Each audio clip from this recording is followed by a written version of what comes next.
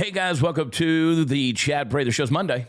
I don't have to tell you that. You know it is Monday, so welcome to the show where common sense isn't on life support, and neither is your ability to think for yourself. We're going to do a little bit of that today as we get into some of the headlines. Hey, if you're easily offended, now might be the chance to sprint to your nearest safe space and get off of this because I'm in a mood. It's been a morning, I'm telling you. It's been a day already. Monday. It's a Monday. Because, listen, folks, we're not just going to poke the bear. We're going to drop kick it through the gates of the woke hypocrisy, one brutal truth at a time today. So let's jump into it. Oh, plenty of stuff to talk about, man. I'm excited because we got a brand new Chad Prather show coming September 1st. And yes, I'm pretty sure you're not going to like it. Some of you, but no, nobody likes change. But let me tell you something. Living things grow. And growing things change, and changing things challenge us, okay? It's just the way it is. Nobody likes change, including babies. They cry about it. So what I want to remind all of you is that we're trying to do what's best for you, for us, all the things, and have a good time doing it. So I'm excited that September 1st, we'll make the official announcement if we're changing the time of the show. But there's a good chance we will. Because we're trying to find the best algorithm, but the best window to do this, and we're getting zero love from the folks over at Rumble. They won't even put me in the editor's pick. What's up, Rumble? I mean, all the stuff we've done to promote you and all this kind of stuff. Come on, Rumble, show us some love. We're getting more love on YouTube. But we're hustling through it, man. It's gritty around here. It is gritty, nitty-gritty, and we're trying to do the best thing we can. So we'll make that announcement about, we'll do it maybe tomorrow. We'll decide. And, yeah, but it's going to be new. It's going to be rebranded. It's going to be a lot of fun. I got the funniest thing I want to tell you about Party Foul Steve. And trust me, he'll tell you. We're not going to get away from that. It happened yesterday, and you're going to appreciate this. Party Foul Steve has the athleticism of a one-legged duck, and I appreciate that about him. Before we get into it, listen, what if we could delay your next 2 mortgage payments on your house if you called American Financing on the phone at 888-961-4143? Or visit them at americanfinancing.net/Chad. You might be able to delay your next 2 mortgage payments because they can get the equity out of your home because a lot of people are living off credit cards right now. And so what they'll do is their salary-based agents will walk you through the process of getting that equity where you can pay off or consolidate some of these credit cards that you're living off of and get rid of that 28%, APR, that crazy stuff that's keeping you in debt forever. And on average, their customers are saving about $800 a month, which is huge. Huge, I tell you. So you need to get them on the phone. Call them at 888-961-4143. Visit them at americanfinancing.net/Chad. If you call them on the phone, tell them I sent you. They'll know because that's our unique phone number. But you need to call American Financing today before you get to a point where you just can't make those payments anymore, and they'll help you. I'm telling you, they're good folks. I've talked to them on the phone numerous times, and they're great partners, and they're very, very helpful, very knowledgeable. Just good folks, have your value. So call them on the phone, 888-961-4143. Before I bring Steve on, it's a funny world that we live in where if you ask too many questions, people are going to start throwing around the word, the words conspiracy theorist. Like it's a scarlet letter. I actually wear it as a badge of pride. I question everything. I don't believe anything that they tell us. Because again, there's a motive behind any information that gets out there. So if they want to call us a tinfoil hat wearing lunatic whispering, to our garden hose about lizard people in the Pentagon, let them do it. But let's get something really straight right here. Questioning the official story that comes out, folks, that's not crazy. What's crazy is blindly believing a government that's been caught lying time and time again. I don't trust anybody anymore. And let me ask you something. When exactly did, wait a minute, that doesn't add up, become a mental illness? We should all be asking that question. Some of this math just don't math. So the conspiracy theories, this is something I was pondering on this morning. Whether they're real or not, because I often joke, as you do as well, that the difference between a conspiracy theory and the truth is usually about 6 weeks. But conspiracy theories usually show up when people doing the talking, they're not making any sense or they're not telling you the whole story. When the official narrative sounds like it was written by a drunk screenwriter with a deadline and they were just pumping something out, and suddenly it's not the lie that's dangerous, it's your suspicion of it that gets labeled dangerous, that we got a problem in society. I mean, you ever notice how the media always says, here's what really happened, like they've got a direct line to the throne of heaven. Meanwhile, the rest of us are over here with questions saying, hey, why did Building 7 fall? What happened to Epstein's information? Why are we suddenly rewriting history every other Tuesday? And God forbid you ask who benefits from this chaos, and then suddenly you're a domestic extremist and you are on a list somewhere. Well, let me tell you something, folks. Truth doesn't fear investigation, but lies, they hate the spotlight. They scatter like roaches when you flick on the light. And you and I both know if you're catching heat for asking a question, you're probably getting close to something they don't want you to find. Now, don't misunderstand me. I'm not saying every theory with a red string and a corkboard is gospel truth. There are some theories out there that are just nuttier than pecan pie, freaking Georgia reunion with, whatever. But buried in every crazy theory is a kernel of truth. And sometimes you got to dig through the goop to find that pearl in the middle of the oyster. Sometimes the craziest part is how many people just shrug and say, oh, well, and the house is just burning down around them. We're seeing this happen in society because people aren't critically thinking. They don't have common sense. They're just lost their minds with insanity, and they don't ask questions. See, the real problem isn't whether conspiracy theories are true. The real problem is who gets to decide what is considered truth. I mean, is it big tech? Is it the government? Is it corporate media with a script and a sponsor? Here's how I see it, folks. We're going to get into the show. Don't believe everything you read. And don't dismiss everything they call conspiracy. Use your God-given brain. Please, can we test everything? Ask the hard questions. Again, my first rule of critical thinking is ask yourself, am I wrong on this? But ask the hard questions. Follow the money.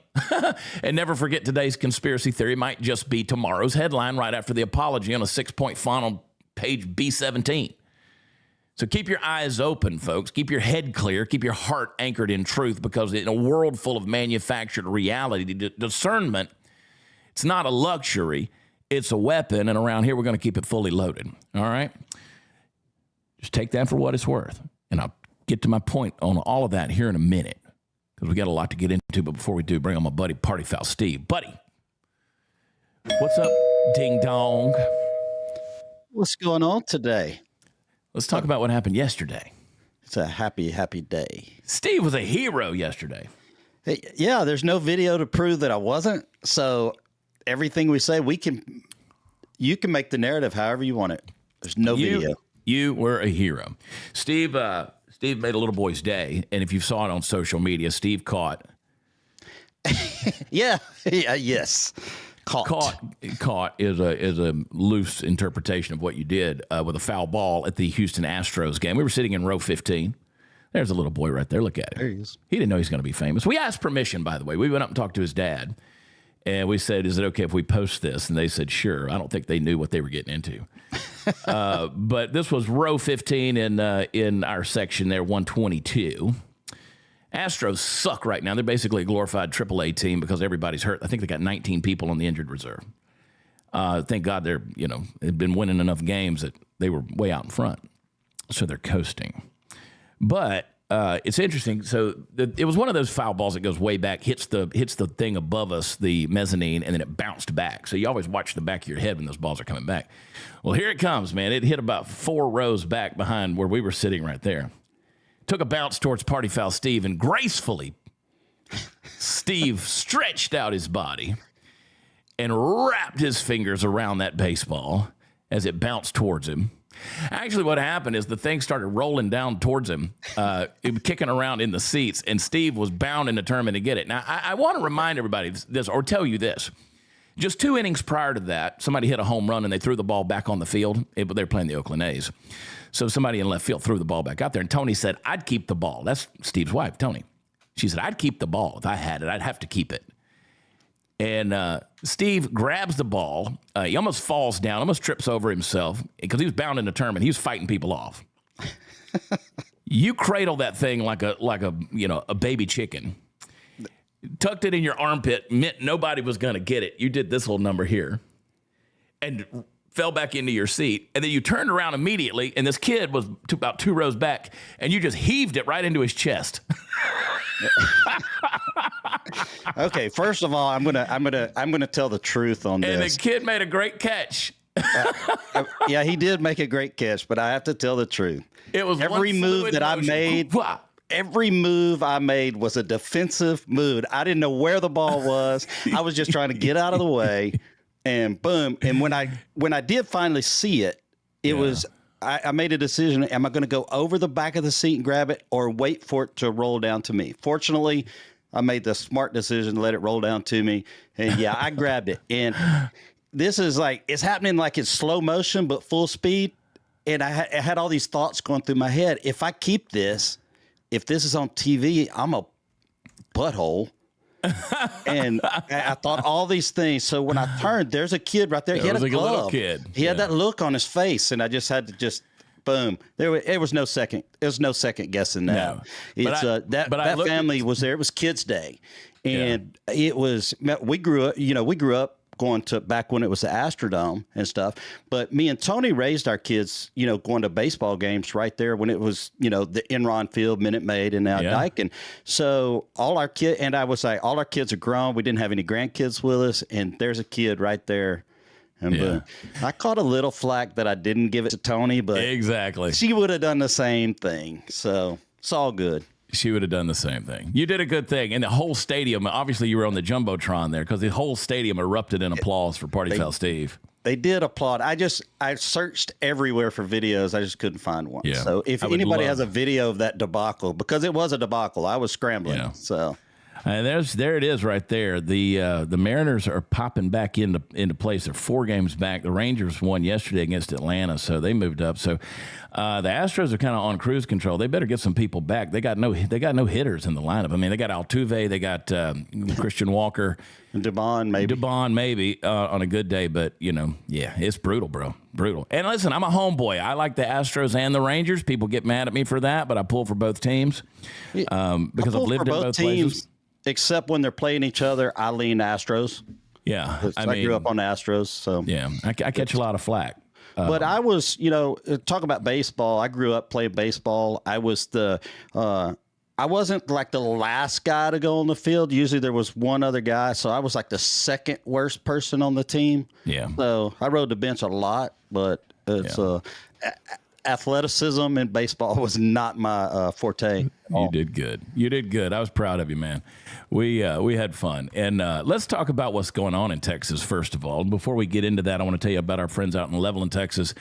They are AlliedOilfield.com. Check them out. They are the folks that help the oil industry work because they build the equipment that works in the field. So if you're an engineer, you're in oil and gas, if you're in the trucking company, check them out at AlliedOilfield.com, or you just want to be educated and conversant about what they do.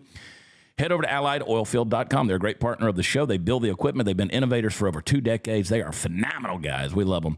And they have the technology that makes it all work so we can dig, baby, dig. So check them out, AlliedOilfield.com. Hey, who knows, Steve? Maybe we need to buy one of those big trucks and drive it around. Just drive it around in we would take it in the woods and try to get it stuck. We would. I need to sell that. Speaking of trucks, I need to sell that Land Rover. I'm looking for you a place to put it for sale so it can actually go online and stuff like that. And, so let's talk about Texas. Talk about Texas. We're being invaded, dude. It's happening. It is seriously happening. This people should be aware of this. This whole don't mess with Texas stuff, that attitude.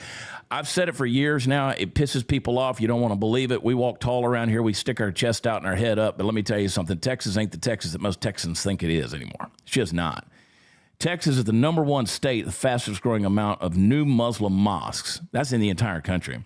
Texas state government has allocated approximately $13 million in taxpayer funds to 18 Islamic organizations just in 2005. It's now ranked 3rd for most Muslim mosques in the nation, expected to overtake California for the #1 ranking of the most mosques nationwide by 2025 to 2030. This year, with that rate going, look at this right here, folks. This is not good. And I'll tell you why it's not good. But I'm gonna, you call me hate-filled or whatever. I'm just telling you, this ain't good. Play this clip. Let's hear them. They're out there.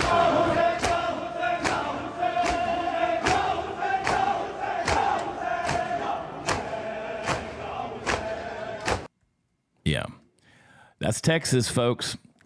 Yeah, I mean, we were so concerned with the Californians moving to Texas that we kind of lost focus on. It's not just that they're from California or Californians. It's bringing this into our state by the masses. It will change the entire culture of not just the state of Texas. As you always say, the way Texas goes, the nation follows. And so, do we want that?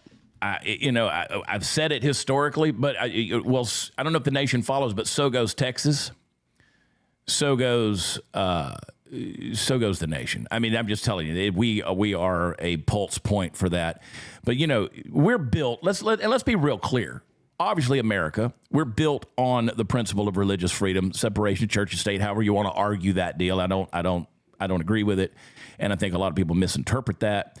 Most do actually, but a theocracy like Islam, systems like this that can foster out extremist groups more readily, and anything can foster out, any religion can foster out, give birth to extremists. I understand that.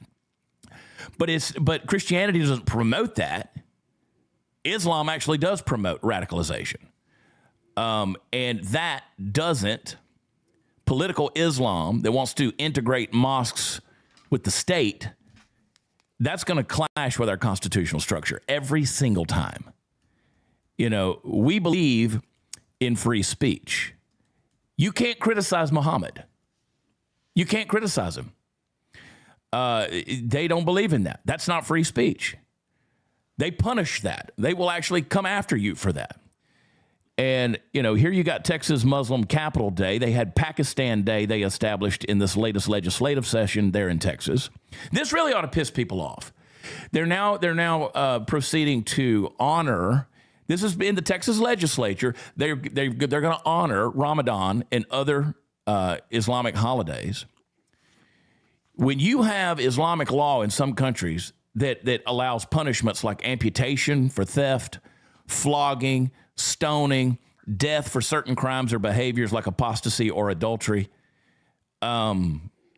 directly contradicts the American justice system. The Eighth Amendment protections against cruel and unusual punishment. They believe in this stuff. So, the vast majority, fine. But it doesn't take too many cancer cells. I was going to say, even if there was only 1% of the Muslims in Texas, that I think there's about 500,000 Muslims in Texas. Even 1%, you're talking, 5,000 people? If 5,000 people were radicalized. It's bad. And they are.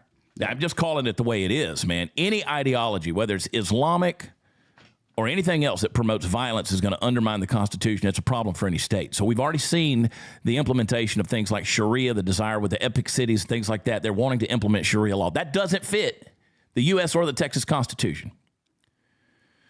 Texas and Islam ain't going to mix, baby. Ain't going to mix. Like this, I'll show you something that would piss them off right here. Let's look at this American Eagle ad. Sydney Sweeney, who I probably couldn't pick out of a lineup of two people. They tell me she's a pretty girl. I know that they talk about her having big boobs or whatever, but I don't know what this. Legs. Let's play the clip here. This is the new deal, and I'm going to tell you why we're playing this in a second. So this is typical of what American Eagle and their clothing brand would do. So I would like to have that GT right there. American muscle car. I mean, I'm all about that Mustang right there. I could care less about her.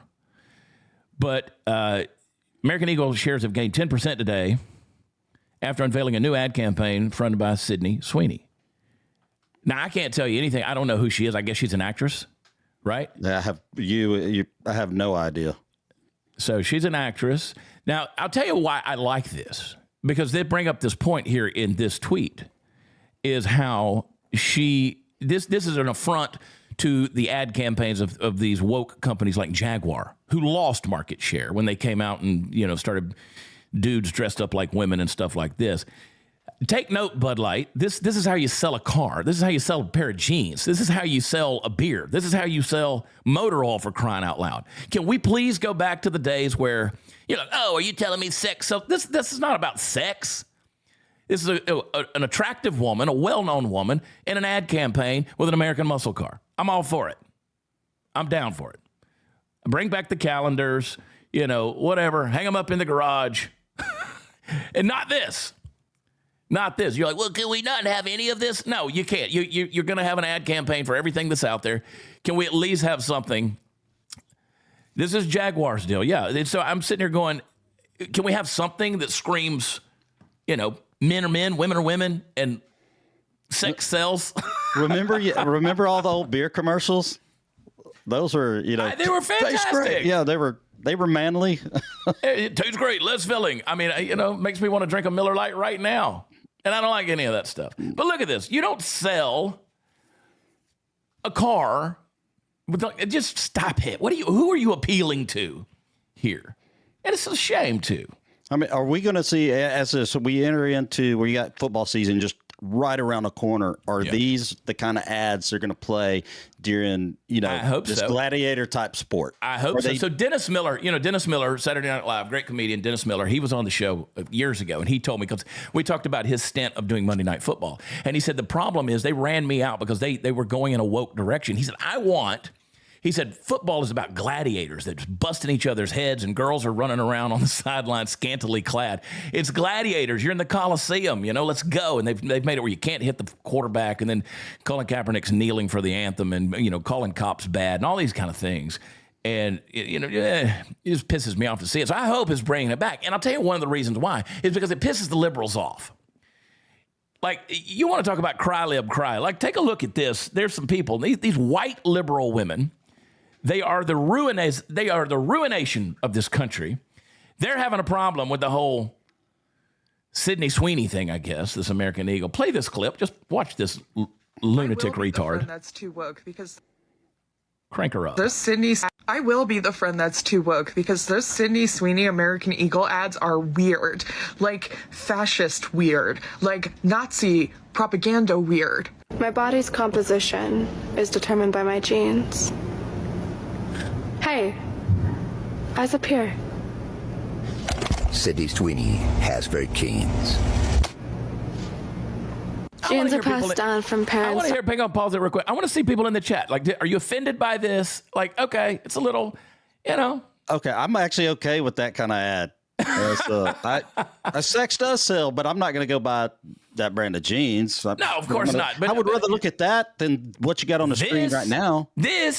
So let's listen to her. Here's what she has to say. We'd be surprised that a company whose name is literally American Eagle is making fascist propaganda like this. Probably not. Fascist. But it's still really shocking. Like, a blonde-haired, blue-eyed white woman is talking about her good genes. Yeah? Like, you don't have them. That is Nazi propaganda. Oh. I also...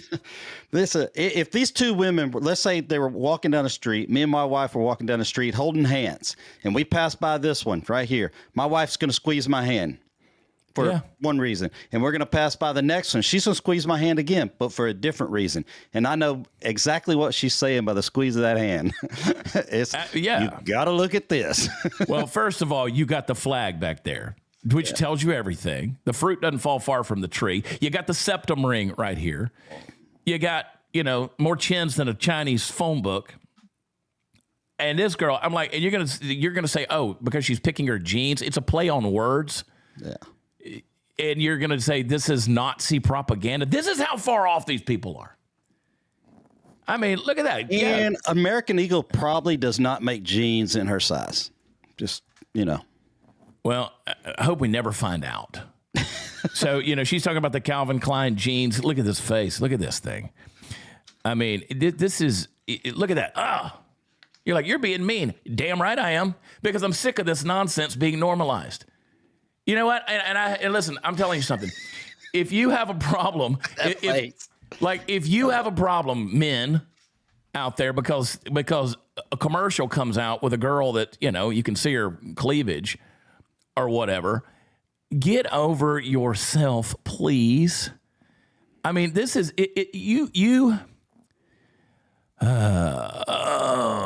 I just want to slap somebody. I mean, if you're going to talk about somebody that's going to do a commercial, see, this is why I wish God still let me cuss. This is like you get on TikTok, which I don't, but if you ever do, and you see stuff like this and you got somebody that's going to sell jeans, sell perfume, sell a beer, and you're going to call that fascism. These are the same people that thinks drag queens in elementary schools are liberating, but you got Victoria's Secret commercial that's going to come out there, and they're the Fourth Reich marching through your living room.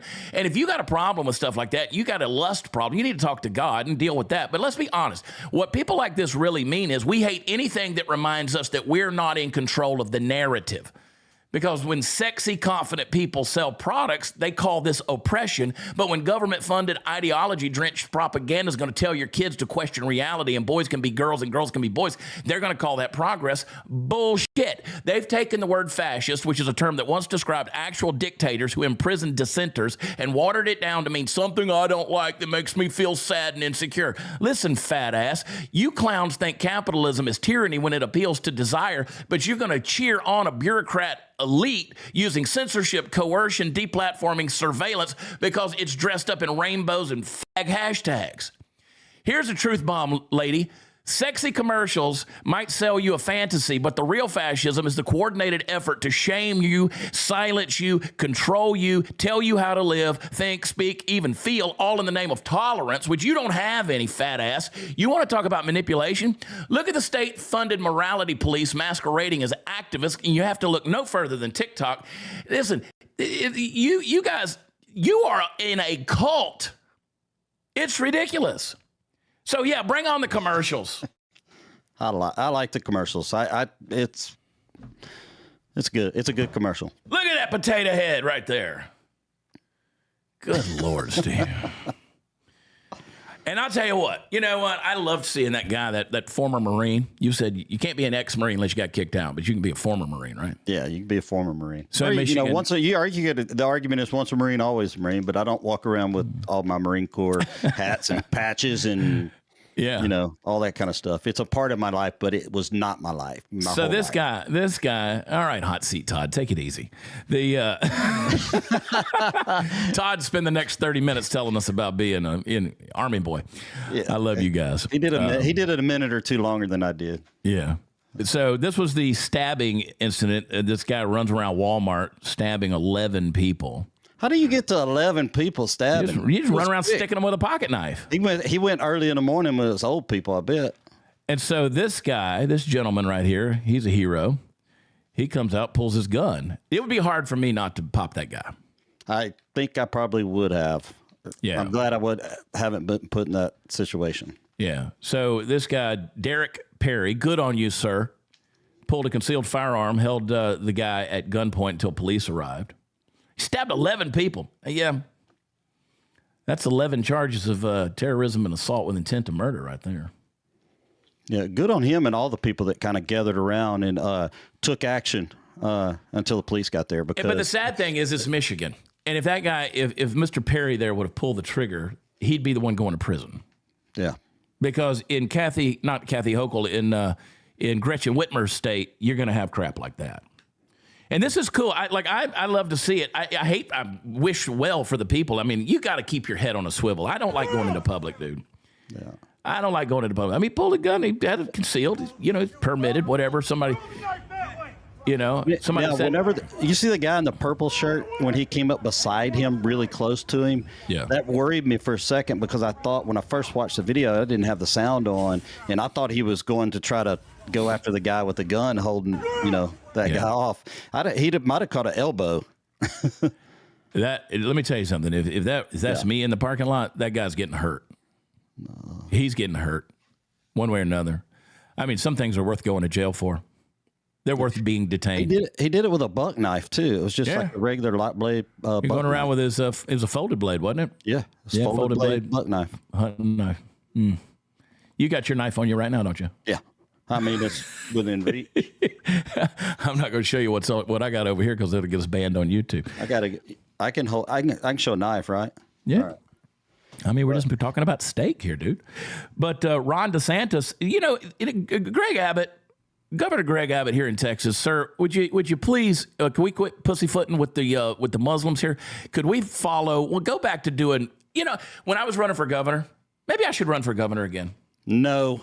Maybe I should run for governor again. I've given it some thought here recently. I've got a good thing going. Let's stay right here. Maybe I should run for governor again. I've thought about it because there's no real challengers out there. And I'm not saying that I would be because you can't, but somebody's got to keep Greg Abbott accountable.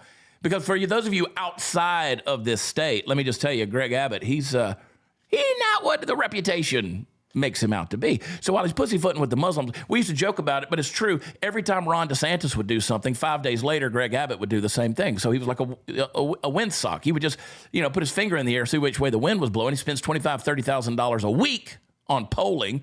See, that's political. That's not conviction. And that's the problem I have with Greg Abbott here in the state of Texas. You're not leading by conviction. You're leading off of polls and numbers, okay? I don't like that. But I like this. Ron DeSantis says there's going to be a Second Amendment tax holiday. Let's go. I like that. September is coming. From September. Let's learn some lessons from Ronnie. Play the clip. Tax holiday. So from September 8th to December 31st, all firearms, munitions, accoutrements, as well as things like bow and arrows, are tax-free. So that's going to save some of our folks a lot of money to be able to have that. So we're delivering there. Now, on back to school, tax the second. I like it. Steve, I like it. I like it. You just got a new 308, didn't you? Or Tony did. Tony did.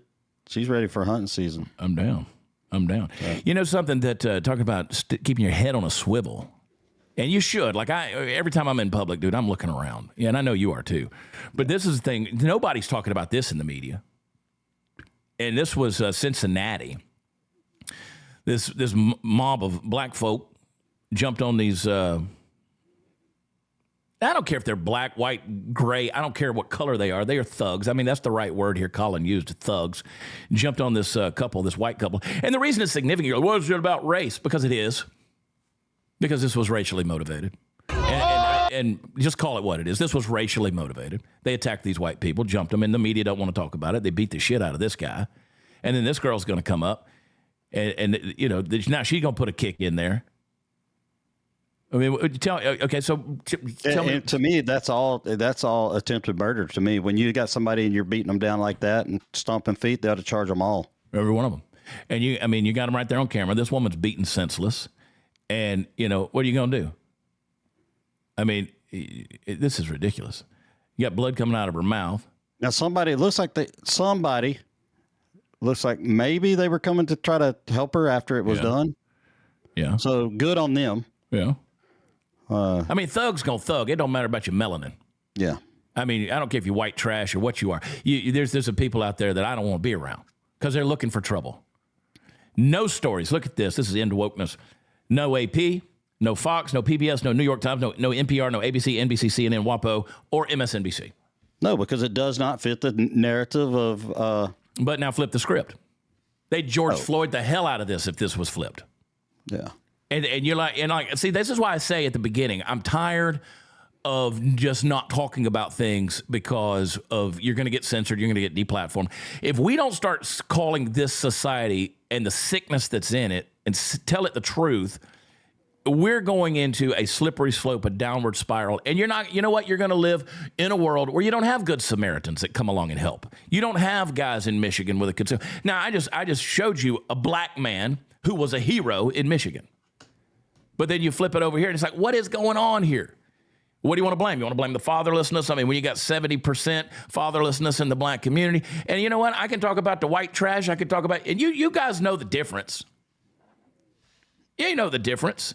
You know when somebody's up to no good, they're looking for violence, they're looking for trouble. These people came out looking for trouble, and they chose the two white people and jumped their ass. Now, I don't know the whole story, and I'd love to be corrected. Maybe these white folks, maybe they just walking down the street and demanded an ass beating. I don't know. Yeah, that does happen from time to time. It does. Sometimes people need an ass beating, but I don't see it here. And you know why I don't know? Because nobody's talking about it. Yeah, and they're not going to. But you gotta, you don't know if they were running their mouth and it got carried away. You just but again, be careful where you run your mouth. Well, yeah, but again. But then everybody's going to dogpile them. Everybody's got to come in there and start throwing kicks. I mean, when you're down, you're down. Yeah. You're gonna have mob violence, stuff like that. I mean, is that okay? We're just going to let that go in society? So I don't. That stuff's got to end, and we got to talk about it. and nobody's talking about it. Bunch of hypocrites. And Bill Maher. You know, I want to like Bill Maher. I almost do. Sometimes, especially when he says something you agree with. Well, or he admits his own. Let me say this, because he came out and admitted he was wrong about Trump's tariffs. And we were talking about this earlier. The stock market's record highs. And we'll play the clip here in a second. Closed Friday at the highest ever. Well, here's the thing that you got to be careful of. And this is what I said about Elon Musk. It's what I've said about Jordan Peterson. I say it about a guy like Bill Maher. Just because they say something commonsensical every now and then or say something that's anti-woke doesn't mean they're necessarily conservative. Obviously, Bill Maher's obviously not. No, if anything, he's a left-leaning independent. Yeah. He's a classical liberal. Okay, yeah. He's a classical liberal. And this is on his podcast. He's high as a kite. Let's play the clip. I remember along with probably most people, was saying at the beginning, oh, you know, by the 4th of July, somebody had a thing how the the economy was going to be tanked by then. And I was kind of like, well, that seems right to me, but that didn't happen. Now, it could happen tomorrow. I'm just saying that's reality. So let's work first from the reality of that, not from I just hate Donald Trump. Because that's boring and doesn't get us anywhere and leads you to dishonesty. Because the truth is, I don't know what his strategy is. But look, the stock market is at record highs. I know not everybody lives by the stock market, but I also drive around. I don't see a country in a depression at all. I see people out there just living their lives.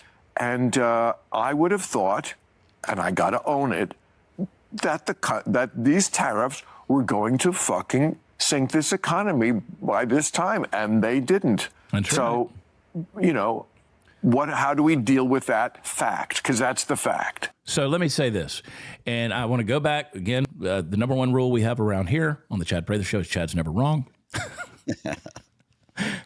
And I said back the first of the year, I said, give it 6 months. I said, give it 6 months and let's see. And here we are.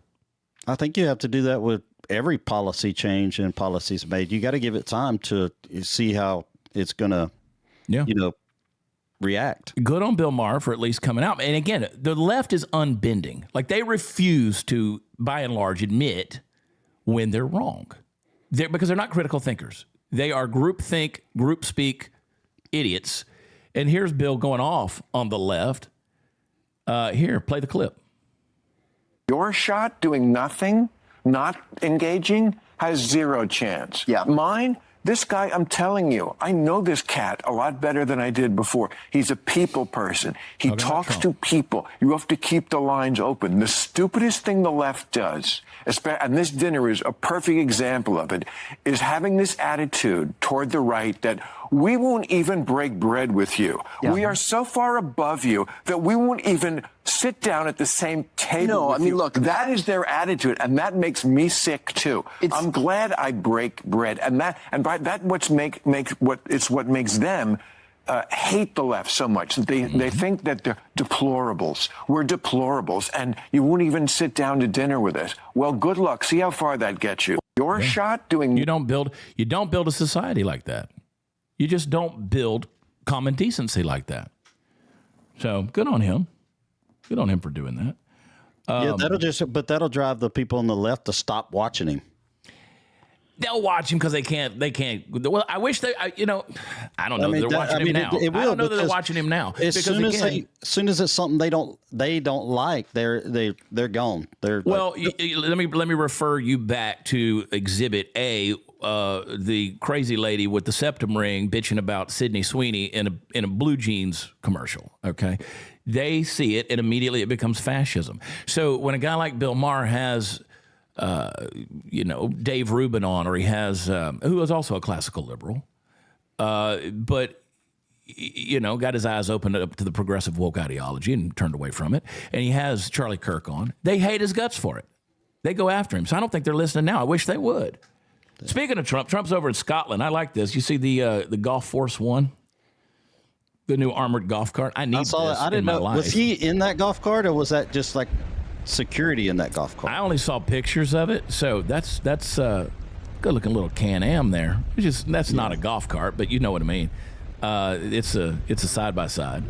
That's pretty cool. I've been shopping those. I guess here lately. he would need a place to escape to a safe place, and if that's armored, then I don't know if that's armored though. Is it? I'd be willing to think it is. It's better than an open air golf. I mean, Yeah, somewhere to get out of sight, because the thing about a golf course, that's such an open area. But do they even have guns in the public there? Well, you can get guns everywhere. They don't have a Second Amendment. It's not legal to own firearms there in the UK. Okay. So no. But anyway, he welcomes Keir Starmer, however he says his name, the Prime Minister over there. I love how he welcomes Starmer in his own country. Yeah, come over to my place. Come see what I've been doing. How you doing? You looking fabulous? You look fantastic. Come on. How long has Trump been working on this golf course? Because it's been several years. Well, he's got the one in Ireland. He's got the place in Scotland. I'm going to be at his place in Westchester, New York, on the next week. Actually, we're going to be in. With Chloe Castillo, Make Music Right. I'm speaking. Lara Trump is coming. She's going to be there. A few others. So is Donald Trump? I'm inviting people to my party, man, in Westchester. So I'll be at the Trump. Is he mixing his business dealings with politics? I mean, how do you look? How do you look at that? I just like. He has. I mean, they're when they make a claim of there being some crossed wires there and some gray space, some fuzzy areas. Yeah, they've done that. I mean, they've definitely benefited business-wise from his position. No different than that even I guess if you're writing a book as well, because that would kind of. Yeah, you're going to mix that up, but I don't know. I don't know how I feel about is he over there on our dime or his dime? How does that work? It's all he's over there on. He's the president. He's on our dime. He's on our dime, even if he's taking care of his personal business dealings. I mean, what business dealings is he dealing with? Be specific. I thought he had like a golf course over there or something. He's got a lot of golf courses. Okay, but I mean, just because he's there, that doesn't mean he's working on the golf course. Well, I thought he's not out there mowing the grass. Something. No. Okay. But I mean, he's got golf courses, and when he goes, he does tend to stay at his places, and that's one of the things that people complain about is when he puts the Secret Service in his hotels, he does charge the government for putting them in his hotels. But again, he's not associated with Trump International or whatever it is. Okay. He's not Trump Inc. anymore. That's what Don Jr. runs. All right, that's what I'm just trying to make sure. Because everybody was talking about Ivanka Trump making all that money in the first term. It's like, no, she doesn't work for it. She wasn't a government official. Right. Did she make money because her last name is Trump? Yeah. And that's the nature of the game. And all this stuff, people always talk about, so making money off of this. We run these Patriot Cruise shirts. You see my new Patriot Cruise shirt? They got the new Texas ones out. Yeah. I'm still waiting on my shipment to come to me. Have you ordered it yet? No, I don't do that. That ain't my company. I represent them.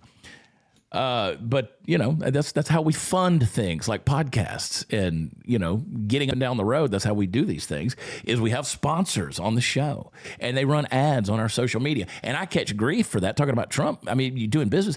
You're going to do business. I mean, his last name is Trump. His last name is Trump. So anyway, the people that complaining ain't doing nothing. So whatever, let them complain. I mean, the thing that I love is people talking about they love capitalism, they love a free market economy, and then they bitch at you for doing it. Yeah. I get people all the time who say, all we ever see anymore is these ads for these T-shirts. I'm like, okay, the company runs ads. You're interested in stuff like that, and that's why you see them. Your algorithm brings it right to you. Yeah. You're doing it to yourself. I mean, it's a company. It's not my company. Patriot Crew is not my company, but I do wear their shirts every freaking day. It's, I love them. Somebody clicked on something and said, all this stuff for penile stuff popped up in my thing. I said, that's because your algorithms. Yeah. They know your age. They know you're seeing the ads based off of what you're searching, buddy. Yep. Yeah, I've seen all that. Yeah, I've heard all that kind of stuff. You can go to patriotcrew.co and use promo code chat10. I wear them every day, dude. Every day. I'll get you some shirts. They'd be happy to send you some, Stephen. Yeah, I'm waiting for the call from the Astros, so I'm wearing, my space suit. I know. You can be the mascot. You are dressed up. You look like you're getting ready to go play. You wearing tight pants? I was thinking about, actually, I'm wearing sweatpants because this, it's that time of year in my house where it's 64 degrees. Trump got onto, I haven't been here for 2 weeks, and so my house was hot, dude. Trump, look at this. He gets on the prime minister there on Starmer, and he basically rebukes him on free speech. Yo, Trump is unmatched, dude. Play this clip. Importance of free speech today. Well, free speech is very important. I don't know if you're referring to any place in particular. Perhaps they are, but we've had free speech for a very, very long time here, so we're very proud about that. Yeah. He kind of gave him that side. That's that kind of side eye. Like, we're working, I don't know who you're referring to. You don't have free speech. Just ask Tommy Robinson. And you don't have free speech. They will put people in jail for memes. They will come and get you if you post the wrong thing on social media. That is the way it is in the UK. No doubt about it. And by the way, their, quote, Bill of Rights, I think they established that in like 1981. So having it for a long time. Now. Yeah. And I don't know. UK, I don't know. Maybe I'm thinking of Canada's 1981. Yeah, I think it's Canada. But either way, it's the same people. The same freaking people. But I like it. But talking about censoring on Truth Social, Trump and Starmer go at it again. And let's get over to that clip there, David. Talking about censoring. We got that? Do we have that one? You have a successful social media site. There are new powers here to censor your site, state-mandated powers. To censor my site? To censor your site and Twitter Truth? and Facebook. Truth. Is that okay? Well, I don't think he's going to censor my site because I say only good things. Will you please uncensor my site? Yeah, we're not censoring anyone.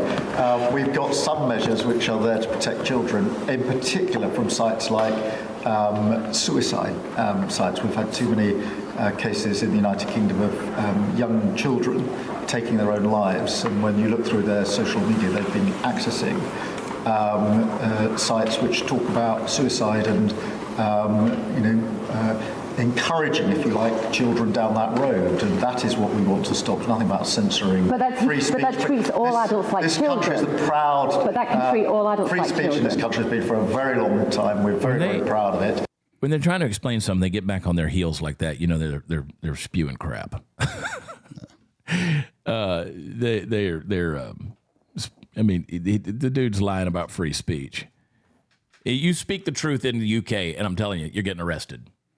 You're gonna get arrested. So Trump asked if he was going to London, but says, "I'm not a fan of your mayor, a nasty person." Talking about Sadiq Khan.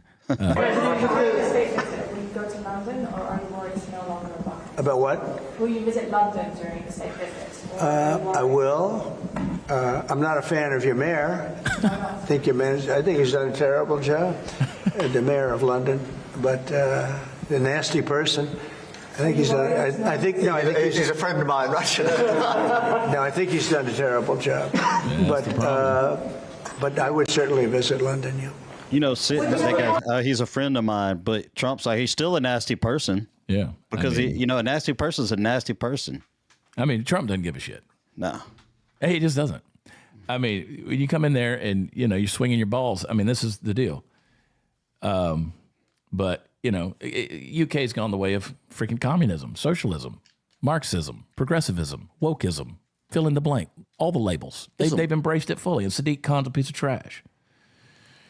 He brought up the Epstein thing, discussing that, and suggested his name was put in the files by the Biden administration. This is something worth talking about here. Play this clip and let's discuss it just for a minute. On the Epstein files, or your name has not appeared in the Epstein files.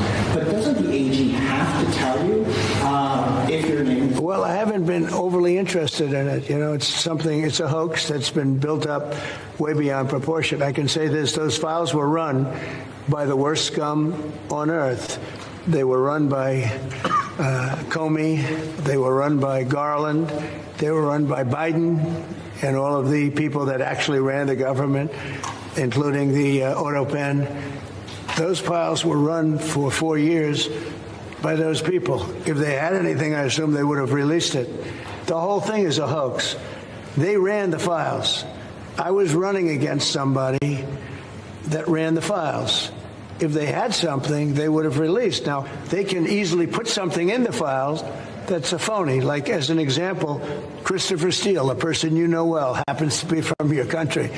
But Christopher Steele, as an example, wrote a book, a dossier.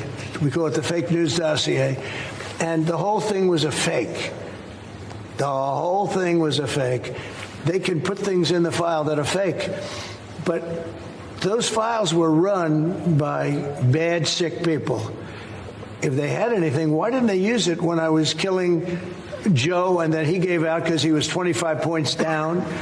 And then I got somebody new. Nobody even knew anything about her. She was a horrible vice president.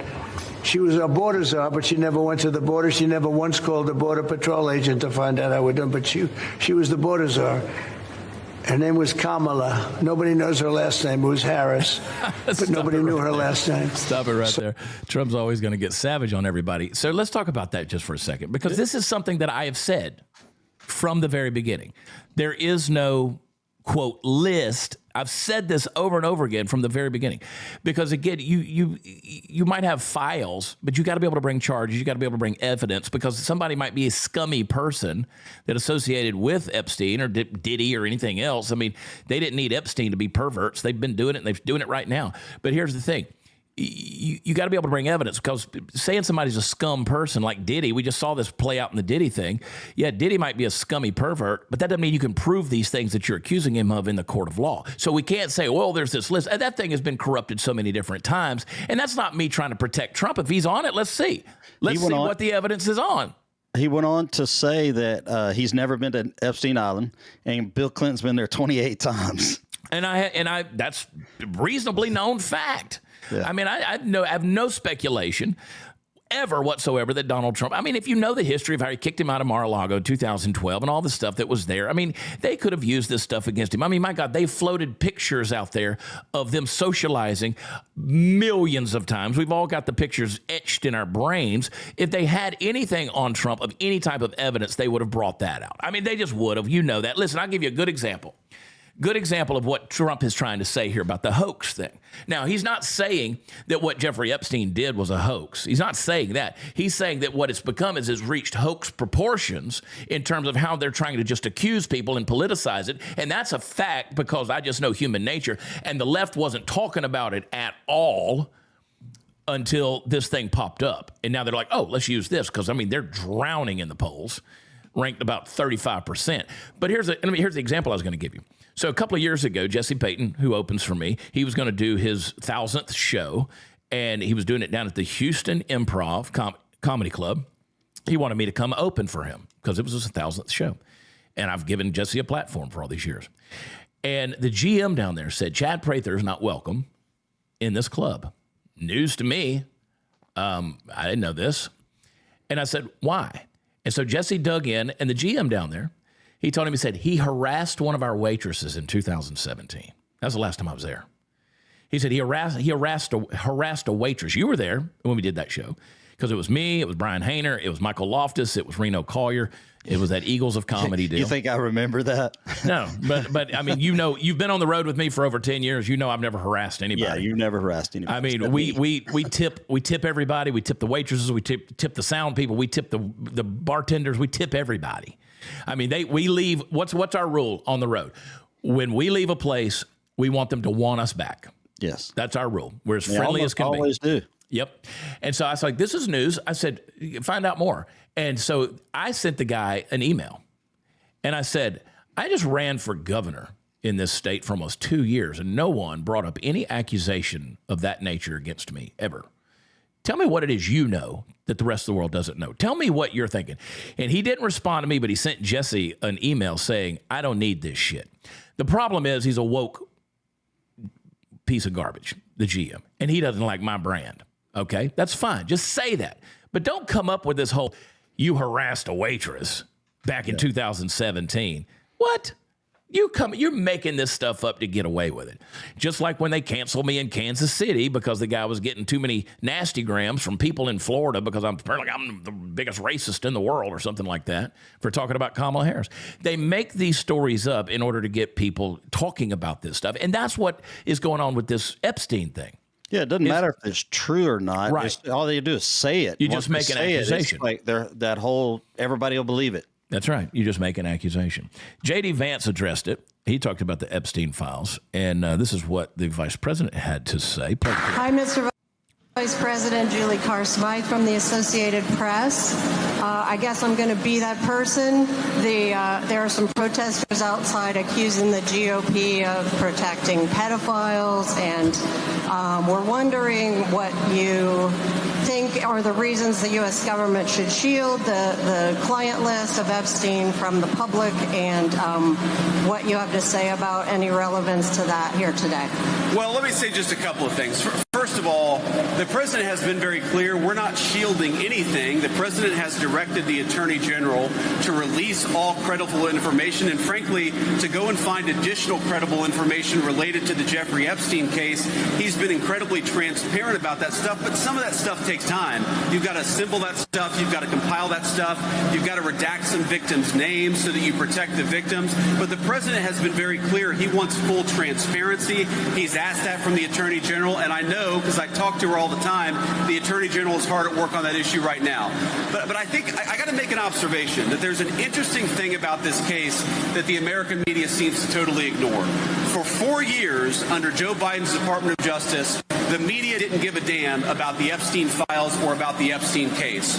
For literally 20 years, the story about this scumbag, and he is a scumbag pedophile, Jeffrey Epstein, he's dead now, but for 20 years, you had Obama and George W. Bush's Department of Justice go easy on this guy. They didn't fully investigate the case. They didn't show any curiosity about the case. And now Donald J. Trump is asking his Department of Justice to show full transparency. And somehow that's a criticism of Donald J. Trump and not Barack Obama and George W. Bush. If you want to criticize the people who aren't showing full transparency, you ought to go after the administrations that went easy on Jeffrey Epstein, the administrations that concealed this case for 20 years, and the administrations that failed to show full transparency. Donald J. Trump, I'm telling you, he's got nothing to hide. His administration has got nothing to hide, and that's why he's been an advocate for full transparency in this case. He's going to keep on being an advocate for full transparency, but while we're focused on that case, Donald J. Trump is also worried about making sure these great workers get more take-home pay and better jobs, and that's the focus of the administration. Thank you. There you go. That's a good answer. I mean, what more can you say? It's a great answer. I mean, those presidents that he listed were protecting Bill Clinton. I mean, there's, it's one big club and you ain't in it. So yeah, along with a bunch of other people, but I think the primary reason they didn't push harder was because of Bill Clinton. Probably a good. Let's go back to the beginning of the show. This conspiracy theories. Let's go right back. You got to ask those questions, and I think that's a question worth asking. And I'm sure there's a lot of people that were protected on all of that stuff. And I mean, this whole thing could be surrounded by just Bill Clinton. The whole deal could be about Bill Clinton. Could all be about. It could all be about Bill Clinton. We don't know. But I think if anybody's going to get to the bottom of it, and I don't trust Pam Bondi at all. I'm not a Pam Bondi apologist here. And also, I will say, one rebuttal to what Vance was saying there is those guys also didn't talk about it on the campaign trail. Now, Donald Trump didn't make it as a campaign promise, but he did say they would deal with it. And I think they are dealing with it. And I think I trust a guy like Dan Bongino to get to the bottom of some of these things. I mean, we're going to find out some stuff about Epstein, about some other things. We're going to find out some stuff. It's coming. Maybe we survive it, maybe we don't. But there's some stuff that's going to come out. Again, I'm never wrong. I took everything as a campaign promise when he said he was going to look into it or take care of it or deal with it. To me, that's a campaign promise. Well, you know how people are. Common sense and critical thinking tells me that if they had anything on Donald Trump, they would have released that a long time ago. Me too. Same way. If they had something, we would already know it. It would have been out a long, long time ago, and Trump would not be president right now. He would be in jail. Yeah, and there you do have to get through some stuff, the minutia of it all. And as the vice president said, it does take some time. All right, we got to jump. Trump did make an epic deal with European Union there. I mean, this is the kind of stuff that Trump is getting done. This is what's turning the minds of people like Bill Maher and saying, hey, we were wrong. This thing worked. So 0% tariffs on U.S. goods. That's what the EU is going to do. They're going to have a 15% tariff. Hundreds of billions of dollars in military gear, $600 billion in U.S. investments, $750 billion in U.S. energy. Where's the problem? So explain to me the zero tariff on zero goods, on U.S. goods. They're not going to charge us tariffs. Is that because of the other things that we do for them, like their defense and stuff like that? I mean, they'd have a hard time without us. Yeah. Okay. So, I mean, we basically fund the whole dadgum deal. But again, zero tariffs on U.S. goods. That's great. Oh, and since they're buying U.S. energy, we're cutting them. That cuts them some slack there too, right? Yeah. All right. I mean, either way, it's a good deal. It's good for the U.S. Yeah. That's fantastic. So, we'll, that's one of those deals where you look at it and you're like, hey, can we celebrate some wins here? To me, I think that's a pretty solid win. I mean, CNN.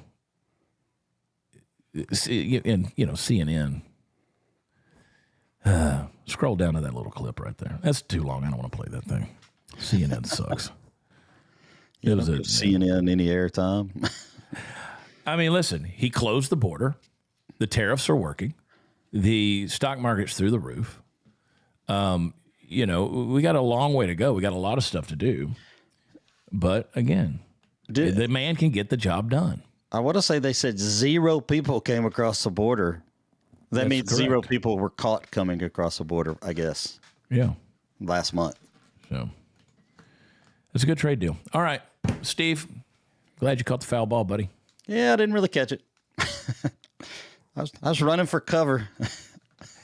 I see you guys in the chat. Y'all give a little thumbs up to Party Foul Steve there in the chat. Y'all give some of those thumbs up. Look at him. Claps. Steve's waiting on the phone call, man. He wants to get drafted by the Astros. Yeah. They could probably use you at this stage in the game. They probably could.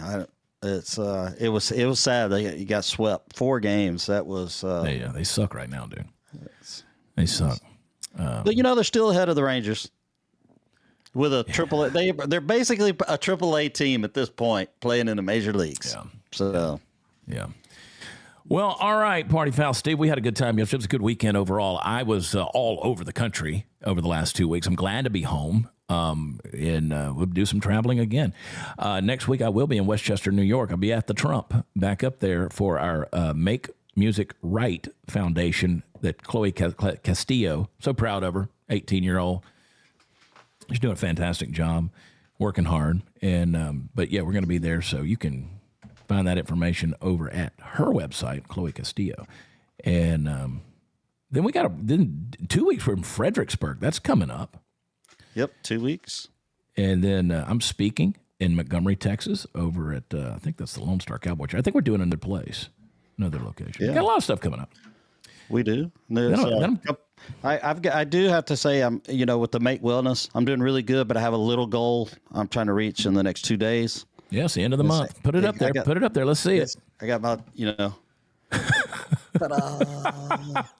So join my Make Wellness team. I'll throw the link in the chat.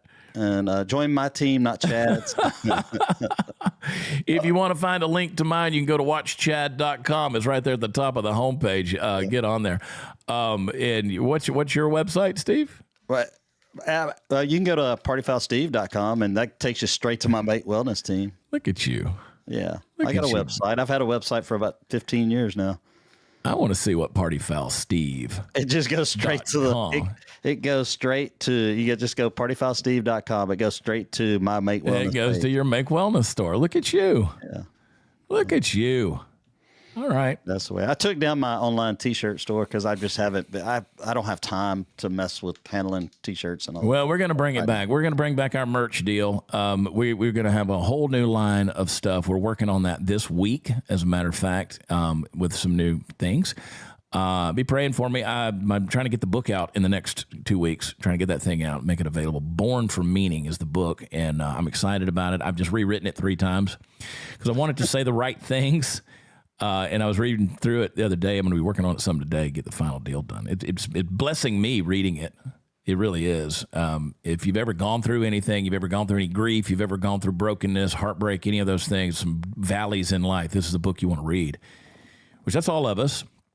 That's all of us. So I want to encourage everybody, get that book when it comes out. We'll have both a digital and a hard copy. It's not a big book either. I told somebody yesterday it's a toilet read. What do you do? Do you put that on Amazon, or how does that work? Yeah, we'll put it on Amazon, and I'm self-publishing this. The last book that I did was through the publishing company, and that was just a pain. But yeah, when you go through, this is what I said back in June, when you go through a couple of extremely tough years of trial, redirection, grief, frustration, loss, and pressure while publicly expected to keep a smile on your face, what do? You write a book about it. Out in July. It will help you. It's not going to be out in July, but... do you have proofreaders since you're your own publisher, or are you the proofreader? I'm the one, man. Okay, so if there's any errors in there, we can point those out and make fun of them. You can, and I hope you do. Find the errors that are in there. Yeah, do it. This book's going to bless some people, man. That's a great cover. It looks like a cover. I designed that. Futuristic scary movie or something, like a Stephen King novel. I designed that. Thank you, AI, for helping me design that. Funny. I'll catch grief for that. All right. WatchChad.com for all the fun stuff is. Check it out. Join our Make Wellness team. Do all the good things. Party Foul Steve. You can follow him on Venmo at Party Foul Steve. And all social media. Yeah. Love you, buddy. I'll holler at you here in a minute. All right. Folks, I got to go clean the house. I got other things I got to do today. I got to jump on some other shows, get some more content out. I want to say happy birthday to my buddy and our producer, David Medina, at David Medina PDX. He turned another year older just the other day, so it was a birthday weekend for him. So happy birthday to him. He's the one that makes this show fun, and we are working on the rebranding. We're coming out September 1st with the all-new Chad Prather show, so I want you to get geared up and part of the family, and do that by subscribing, whether it's on YouTube, Rumble, share it, click like, do all the things, the thumbs up, go down into the comments below this video, and leave a comment. Go to where podcasts are offered over on Apple. Leave us a 5-star rating. It's what we deserve, and a review. And don't forget to check out some of our shorts that we're putting on social media, YouTube, some of the other shorter, briefer clips that we're doing that are addendums, if you will, to the Chad Prather show. They're a lot of fun. I got a little rant for Jasmine Crockett I might do today. She's something else. Anyway, go buy some jeans from American Eagle. I guess, I don't know. I'm going to have to go watch those commercials again.